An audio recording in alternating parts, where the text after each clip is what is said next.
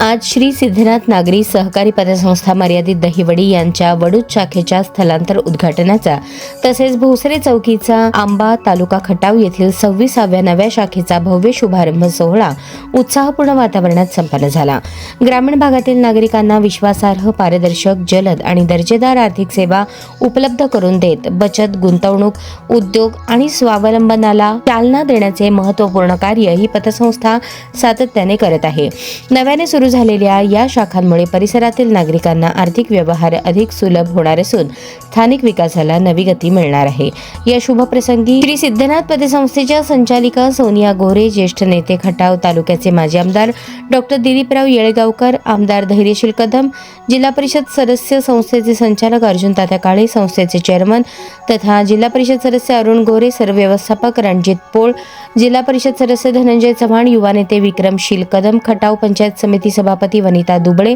जिल्हा परिषद सदस्य बंडा गोडसे, जिल्हा नियोजन समितीचे सदस्य नंदकुमार मोरे, वडूज नगर पंचायतीच्या विद्यमान नगराध्यक्षा रेखा माळी